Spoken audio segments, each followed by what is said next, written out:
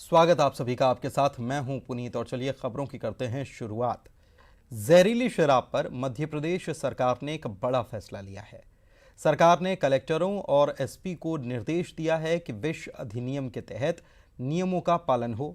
विष पदार्थों की बिक्री पर सख्ती से रोक लगे। बिक्री के लिए कलेक्टर की परमिशन जरूरी होगी और यही नहीं, कलेक्टर अब सर्च वारंट भी जारी कर सकते हैं और नियमों का पालन नहीं होने पर 1 साल की सजा होगी। आपको बता दें कि पिछले दिनों मुरैना, उज्जैन, मंदसौर में जहरीली शराब से कई मौतें हुई थी।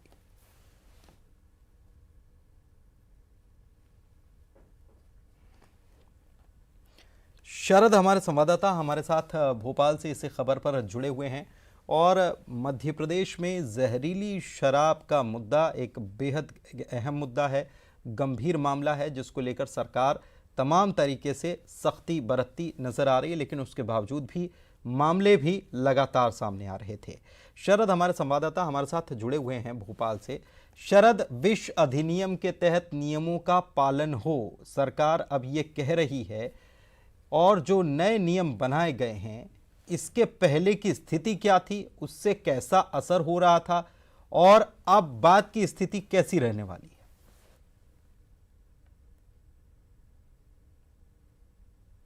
दरअसल पिछले कुछ वक्त में चाहे मुरैना का जिक्र करें या उज्जैन का जिक्र करें और दूसरी जगहों पर जो जहरीली शराब की वजह से घटनाएं हुई और कई लोगों को अपनी जान गंवानी पड़ी, उसको लेकर कई सवाल भी खड़े हो रहे थे।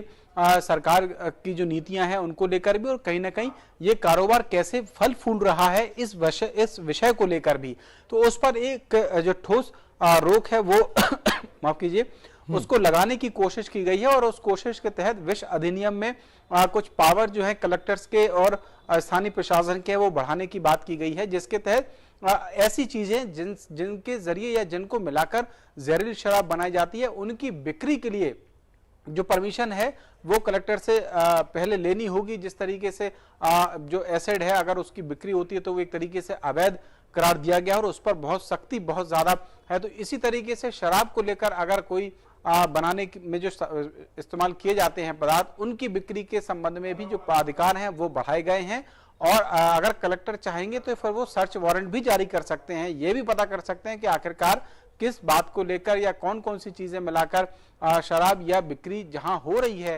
की जा रही है। तो कुल मिलाकर ये कह सकते हैं कि एक प्रभावी कदम उठाने की कोशिश सरकार की ओर से की गई है। जो जहरीली शराब की वजह से घटनाएं दुर्घटनाएं होती हैं उनको रोकने के लिए देखना होगा ये कितनी कारगर साबित हो पाती हैं। देखना होगा कारगर कितनी साबित हो पाती है। एक चीज और शरद की, अवैध कार्य जिसके भी द्वारा जो भी किया जाता है वो जाहिर तौर पर किसी भी चीज को वैधानिक तरीके से खरीदेगा भी नहीं। हालांकि नियम बनाए गए हैं, जाहिर तौर पर अभी तक खुले मार्केट में आसानी से ऐसी चीजें मिल जाती होंगी और इसीलिए ये नियम बनाए गए हैं, लेकिन जो कार्य ही अवैध रूप से कर रहा है, क्या उस पर इससे रोक लग पाएगी?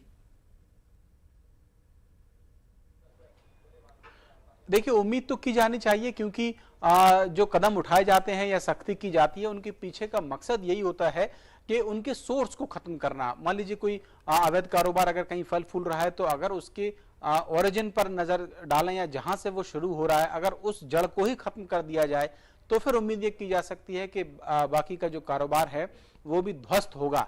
तो ये कोशिश इस जो नई पहल की गई है उसमें दिखाई देती है। सवाल वही है कि आखिरकार कितनी फलीभूत हो पाती है, क्योंकि अभी भी जैसा कि आपने कहा बिल्कुल ठीक बात है कि वो भी एक तरीके से अवैध है लेकिन फिर भी कहीं ना कहीं बिकती है और उसके बाद में कई ऐसी घटनाएं हो जाती हैं जिनमें कई लोगों को एक साथ जान गंवानी पड़ती है।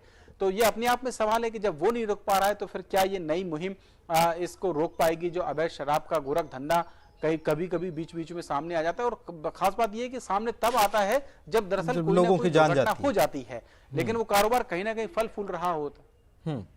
बिल्कुल बिल्कुल बिल्कुल सही बात है और उम्मीद की जानी चाहिए इससे कि जो फैसला सरकार ने लिया है इससे रोक तो लगेगी ही लगेगी, और भी क्योंकि शराब भी एक खाद्य पदार्थ में ही आता है अभी। और इसके बाद मध्य प्रदेश में एक बड़ी समस्या है, सरकार का इस तरफ भी ध्यान जाना चाहिए।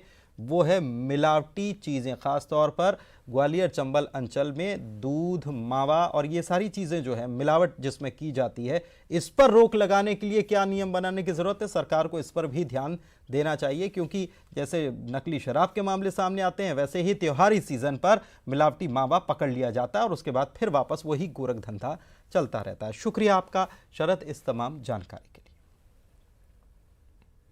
आगे बढ़ते हैं और बात अगली खबर की करते हैं। बात बिजली कर्मचारियों की। बिजली के आउटसोर्स कर्मचारी कल से अनिश्चितकालीन हड़ताल पर रहने वाले हैं। प्रदेश की 5 बिजली कंपनियों में 45,000 बिजली आउटसोर्स कर्मचारी हैं, जिनका कहना है कि ऊर्जा मंत्री ने समस्या के समाधान का भरोसा तो दिया था, लेकिन समस्या का समाधान नहीं हुआ और कल से होने वाली इस हड़ताल से राजस्व वसूली, मीटर रीडिंग, बिल वितरण, नए कनेक्शन, लाइट का मेंटेनेंस, फॉल्ट फिटर में सुधार के काम प्रभावित हो जाएंगे। कर्मचारियों की मांग है कि कंपनियों में उनका संविलियन किया जाना चाहिए। नहीं चलेगी, नहीं चलेगी, मामा तेरी तानाशाही नहीं, हमारी मांगे पूरी करो। हम आउटसोर्स कर्मचारी जो कि अपनी मांगों को लेकर विगत 15 साल से सरकार से लड़ रहे हैं कि हमें बिजली विभाग में संविलियन किया जाए, वे कहीं ना कहीं आक्रोशित हो गए। अब हम आउटसोर्स कर्मचारी 27 सितंबर से अनिश्चितकालीन काम बंद हड़ताल पर रहेंगे और इस हड़ताल के दौरान उपकेंद्र संचालन का कार्य, मीटर रीडिंग का काम, बिलिंग का काम, वसूली का काम और लाइन मेंटेनेंस के साथ में जितने भी बिजली व्यवस्था के काम हैं वे कहीं ना कहीं प्रभावित हो सकते हैं। आउटसोर्स कर्मचारियों ने अब यह मन बना लिया है कि अब जब तक सरकार कर्मचारियों के लिए संविलियन के लिखित आदेश जारी नहीं करेगी, तब तक किसी भी परिस्थिति में आंदोलन स्थगित नहीं होगा। तो आपने सुना कि मांगे क्या क्या हैं, प्रभाव क्या पड़ सकता है, और ये भी कर्मचारी कह रहे हैं कि लिखित आदेश जब तक जारी नहीं होगा तब तक तो नहीं मानने वाले।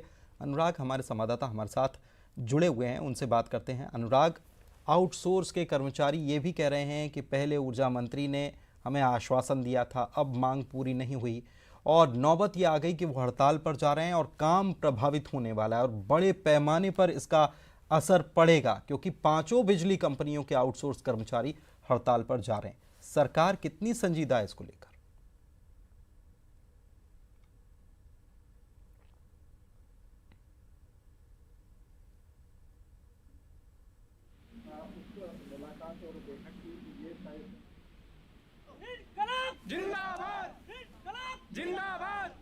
बिल्कुल अनुराग, आपकी आवाज़ हम तक नहीं पहुंच पा रही है, कहीं कुछ तकनीकी दिक्कत है, लेकिन हम आपसे दोबारा संपर्क करेंगे।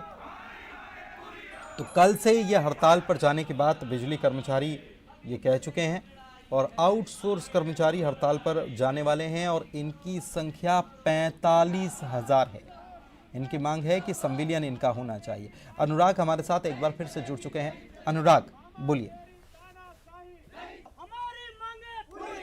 बिल्कुल, देखिए पुनीत, आउटसोर्स कर्मचारी अपनी मांगों को लेकर 2 से 3 बार ऊर्जा मंत्री प्रद्युम्न सिंह तोमर से मिल चुके हैं और ऊर्जा मंत्री ने इस बात का भरोसा दिलाया था कि आउटसोर्स कर्मचारियों की मांगों का समाधान कर दिया जाएगा, लेकिन अब तक कोई आदेश नहीं निकलने के कारण अब जो है आउटसोर्स कर्मचारी कल से काम बंद करने जा रहे हैं। और सबसे बड़ी बात है कि 5 बिजली कंपनियों की जो आउटसोर्स कर्मचारियों के जरिए ही मीटर बिल की वसूली, राजस्व वसूली, बिलों का वितरण और दूसरे कामों का जिम्मा होता है। और ऐसे में यदि कर्मचारी हड़ताल पर जाते हैं तो निश्चित तौर पर बिजली आपूर्ति की व्यवस्थाएं प्रभावित होंगी। तो कर्मचारियों ने साफ कर दिया है कि 2 से 3 बार की मुलाकात के बाद भी सरकार ने अब तक कोई आदेश नहीं निकाला है और जब तक अब सरकार कोई लिखित आदेश जारी नहीं करती है तब तक वो काम पर नहीं लौटेंगे। यानी कि कल से बिजली आपूर्ति व्यवस्था कहीं ना कहीं प्रभावित हो सकती है। जो राजस्व वसूली और मीटर रीडिंग का काम और बिल वितरण का काम है वो भी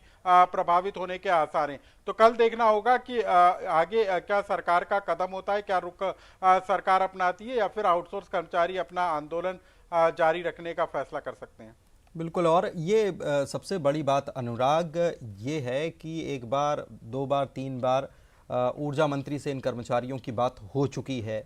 अब जब वो आज ऐलान कर रहे हैं कि हम कल से हड़ताल पर जाएंगे, और ये वक्त जो है वो बड़ा नाजुक वक्त है, क्योंकि महीने के आखिर में अगर ये कर्मचारी बिल वितरण या मीटर रीडिंग इस काम को नहीं करते हैं तो आगे आने वाले दिनों में 2 दिन भी अगर काम प्रभावित होता है तो काम बहुत लंबा खींचेगा। इनको पता है कि कब ये हड़ताल कर रहे हैं, लेकिन क्या सरकार, ये जरूरी है कि हड़ताल पर जाएं और तभी बात हो? सरकार पहले से बात नहीं कर सकती?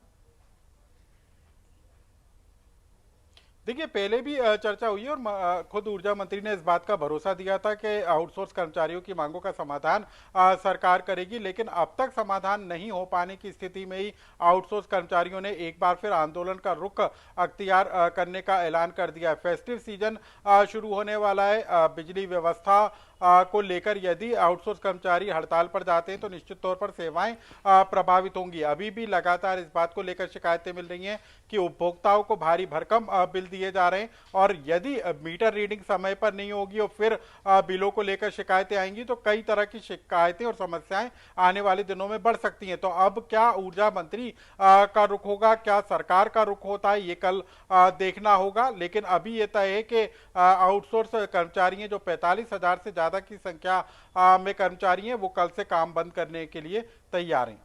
चलिए, बहुत बहुत शुक्रिया अनुराग आपका इस जानकारी के लिए। तो कल से काम बंद करने के लिए कर्मचारी पूरी तरह से तैयार हैं। 45,000 इनकी संख्या है पूरे प्रदेश में और इनकी मांग है कि कंपनियों में संविलियन किया जाए और ये कह रहे हैं कि अब तो लिखित रूप से मिलेगा तभी हम काम करेंगे, तभी हम वापस लौटेंगे, वरना हम मानने वाले नहीं हैं। इसके अलावा ये जो वक्त है, क्योंकि त्योहारी सीज़न है और ऐसे में मीटर रीडिंग या बिल वितरण का काम नहीं होता तो बहुत असर इस पर पड़ सकता है, ये कर्मचारी जानते हैं। शायद यही वजह है कि उन्होंने इस वक्त को चुना भी है। देखना होगा कि सरकार इससे कैसे डील करती है और कैसे निपटती है।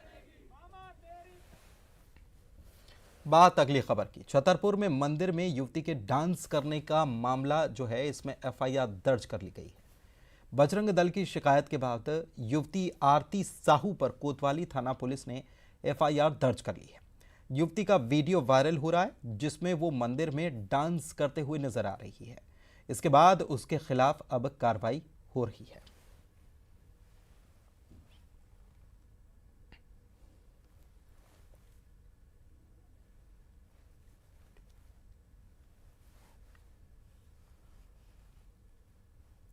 सुनील हमारे संवाददाता हमारे साथ छतरपुर से लाइव जुड़े हुए हैं, सीधे उन्हीं के पास चलते हैं इस मामले को लेकर। सुनील, सोशल मीडिया पर छा जाने के कारण या उसकी जो सोच है, इस वजह से लोग कहीं पर भी कुछ भी कर जा रहे हैं। बीते दिनों हमने देखा था कि इंदौर में बीच सड़क पर एक लड़की डांस करने पहुंच गई और उसने बाद में कहा कि मैं तो ट्रैफिक नियमों का पालन कराने के लिए, लोगों को संदेश देने के लिए ये कर रही थी।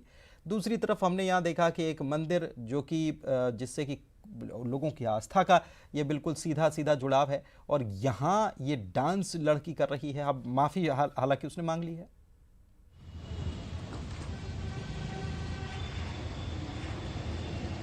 जी बता दें, जिस तरीके से लगातार सोशल मीडिया पर पॉपुलर होने के लिए इस तरह के काम किए जा रहे हैं, बता दें जो आरती साहू नाम की जो लड़की है उसके जो सोशल मीडिया अकाउंट है करीब 25 लाख फॉलोअर्स हैं, तो लगातार वह पॉपुलर होने के लिए, फॉलोअर्स बढ़ाने के लिए इस तरह के काम करती है। और ये वीडियो जो है सोशल मीडिया पर वायरल हुआ था जिसमें एक चंद्राय टोरिया मंदिर है जो प्रसिद्ध मंदिर है और धार्मिक भावनाओं से जुड़ा हुआ है, वहाँ पर वह डांस करते हुए नजर आई थी और उसके बाद वो वीडियो उसने जो अपने सोशल मीडिया अकाउंट है उस पर पोस्ट किए थे। और जैसे ही ये वीडियो वायरल हुए थे तत्काल ही जो हिंदू संगठन है और बजरंग दल है इनमें आपत्ति जताई थी और लगातार उसका विरोध कर रहे थे और शाम को उन्होंने आवेदन भी दिया था कोतवाली थाने में और कोतवाली पुलिस ने पूरी मामले में एफआईआर दर्ज कर ली है।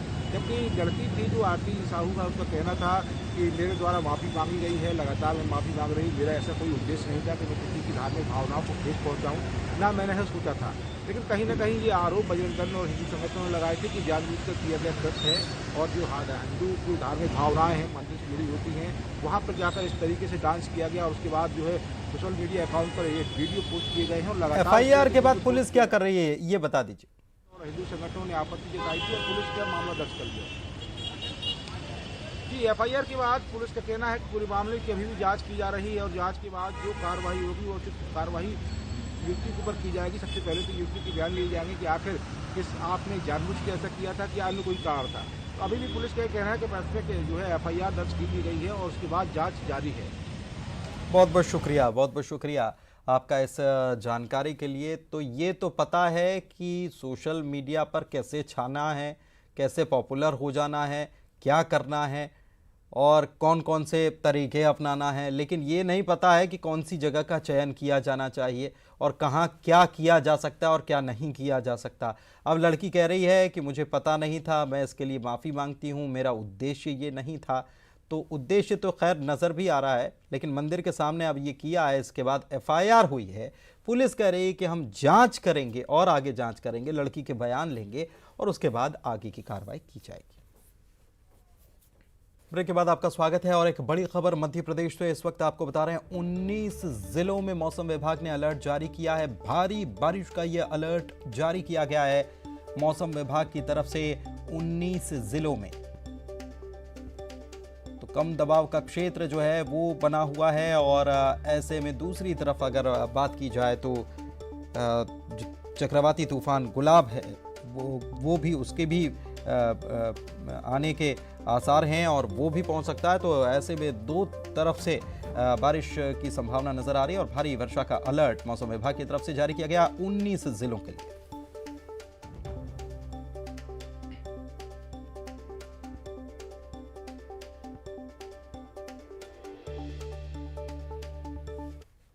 बुलेटिन में इतना ही, नजर हेडलाइंस पर।